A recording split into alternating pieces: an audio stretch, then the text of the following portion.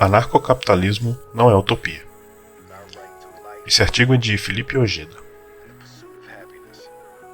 Não é incomum ver críticas relacionadas ao anarcocapitalismo descrevendo-o como uma utopia ou uma ideologia. Essas críticas estão erradas, como será demonstrado a seguir. Utopia. Você já pensou em um mundo perfeito? Uma sociedade sem problemas, no qual todos vivem em paz e harmonia, bem como todos os sistemas operam de forma consistente? Essa é uma ideia de utopia. Antes de mais nada, a palavra utopia é bem comum no dia a dia. Normalmente, ela é usada como argumento ou contra-argumento na hora de discutir sobre civilizações puras ou hipotéticas. Todavia, o termo tem uma profundidade maior. Além de que o termo foi utilizado pela primeira vez na obra de Thomas More, chamada Utopia. No todo, o livro se passa em uma ilha, com um governo pacífico e perfeito. Tal obra constitui uma crítica social à organização política da época. Em suma, a palavra utopia é uma denominação para construções imaginárias de sociedades perfeitas, de acordo com princípios e ideias filosóficas de seus criadores. Assim, uma sociedade imaginária fantástica e ideal, nos padrões do seu idealizador. Recorrendo à sua etimologia, o termo vem do grego ou mais topos, que significa não lugar, ou lugar que não existe, sendo assim irreal fisicamente. Dessa forma, utopia é em termos geral de um sistema ou plano, uma fantasia, uma ilusão, um sonho irrealizável.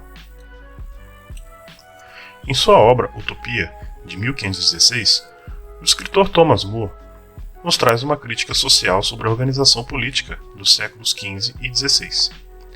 Nela, sua utopia era um país pacífico e idílico, assim como possuía um governo organizado da melhor maneira possível. Em resultado, as condições de vida eram excelentes e, como consequência, todo seu povo vivia feliz e em perfeita harmonia. Uma sociedade organizada de forma racional. Portanto, as casas e bens seriam de todas as pessoas, que em seu tempo livre estariam envolvidos em literatura e arte, como também não seriam enviados à guerra, somente se necessário. Ideologia.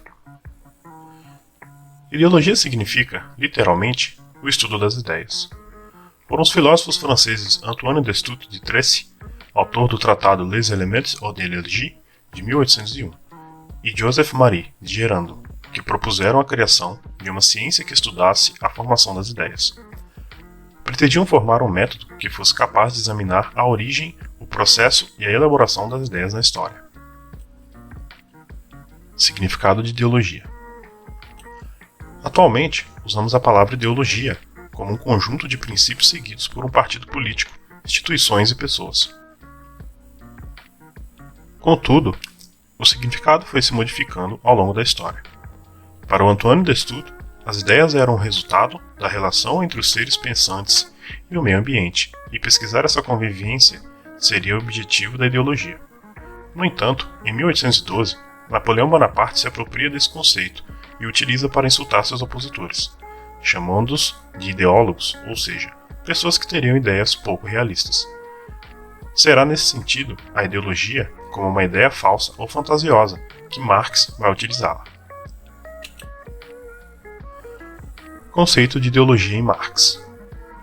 A principal corrente crítica à ideologia é formada pelo filósofo alemão Karl Marx, 1818-1883, para explicar a causa da alienação econômica.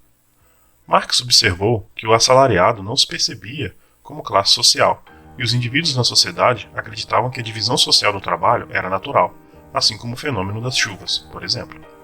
No entanto, segundo Marx, a ideologia é um fenômeno histórico e social, que resulta do modo de produção econômico. Afinal, as relações sociais são produto histórico da ação humana, não são naturais. Para Marx, há uma divisão do trabalho intelectual e do trabalho manual. O primeiro seria mais valorizado e aqueles que acabariam pertencendo à elite. Portanto, essa classe produz ideologias para que a classe trabalhadora não questione sobre a sua condição e assim continue a ser explorada. Desse modo, a ideologia impede que a sociedade perceba o vínculo interno entre o poder econômico e o poder político. Será a elite que dará uma ideologia à classe trabalhadora, a fim de que ela acredite na unificação da sociedade. Esta pode se dar na língua, na religião, na maneira de narrar a história e, mais modernamente, no esporte. E o libertarianismo, anarcocapitalismo. A partir deste ponto, irei revisitar meu artigo sobre incompatibilidade do minarquismo e do gradualismo libertário com a ética libertária. O que pretendo é frisar que todas essas derivações da ética são apodíticas, ou seja, cujas premissas e proposições não podem ser falseadas ou refutadas, por resultarem de raciocínio lógico. Se forem refutadas, a lógica é falha, como ocorreu no caso da ética extraída somente a partir do dogma do PNA. O modelo ético é uma corrente de elos lógicos, que sempre pode admitir novas premissas, e depois de proposto, não mais pertence exclusivamente ao seu proponente. Ou seja, se a partir da ética proposta por Hoppe, é possível chegar-se à conclusão lógica de que a participação político-partidária configura uma agressão. Por exemplo, pouco importa se o próprio proponente Hoppe se posiciona de forma contrária a esta conclusão, ou seja, são as premissas e o mecanismo que leva à conclusão e não o proponente, caso contrário, tratar-se apenas de um apelo à autoridade. Em suma, a discussão em tela não é sobre se o que é possível e o que não é sobre o que é lógico e o que não é. Mesmo porque possibilidade ou impossibilidade dependem de uma série de variáveis, como inovações culturais e tecnológicas, um tecido moral pautado em condenar agressões, uma desmistificação do Estado e a definitiva crença da desnecessidade de centralização de poder. Se não seguisse uma cadeia lógica muito à frente da tecnologia e ideias de seu tempo, Ludwig von Mises jamais teria defendido ideias inovadoras e antidemocráticas, como a secessão até o nível individual, tantas e tantas outras. Por tratar-se de uma ciência infalciável, ou seja, puramente lógica, repita-se, o possível e o que seria impossível são totalmente irrelevantes para seu estudo. Tais parâmetros restringem-se então à sua aplicação prática, que não é o objetivo deste texto. Por esta razão, seria completamente equivocado dizer que o libertarianismo trata-se de uma ideologia ou uma utopia.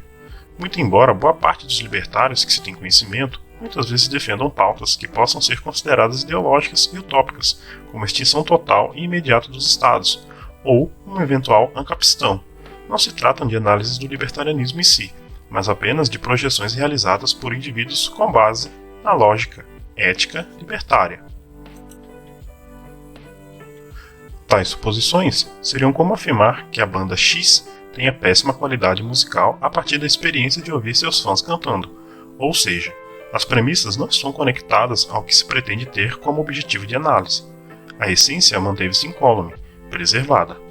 Em essência, o fim do Estado é totalmente desejável a qualquer libertário coerente. A criação de um território livre, como o ancapistão, é extremamente desejável. Porém, não se tratam de princípios do libertarianismo, mas ideais pautados na moral. Tratam-se assim da importância vital para o sucesso da liberdade de se manter elevada uma ideologia pura e extrema, como um credo a nunca ser esquecido, que Hayek menciona que deve ser defendida. Contudo, não são ideias falseáveis, não são assim elos da cadeia lógica. Na prática, a construção de um tecido social de conexões humanas pautada na lógica proposta pela ética da propriedade privada, o que afastaria de uma vez por todas as tentativas de legitimação psicossocial de qualquer tipo de agressor, como o Estado, é conditio sine qua non, para que finalmente a razão e, portanto, a lógica se sobreponha à existência da agressão e do próprio agressor, neste caso, o Estado. Este trecho é um resumo do artigo Por que minarquismo e gradualismo são incompatíveis com o libertarianismo. Se você gostou do nosso trabalho, deixe o seu like e nos ajude também compartilhando esse artigo para outras pessoas. Compartilhe em suas redes sociais, compartilhe em seus grupos, com seus amigos. É muito importante para a gente e nos ajuda a manter produzindo esse conteúdo, tendo o engajamento de mais pessoas, né? Quanto mais pessoas a gente tiver tendo acesso a esse conteúdo, mais importante será para a gente manter a constância de produção. Muito obrigado.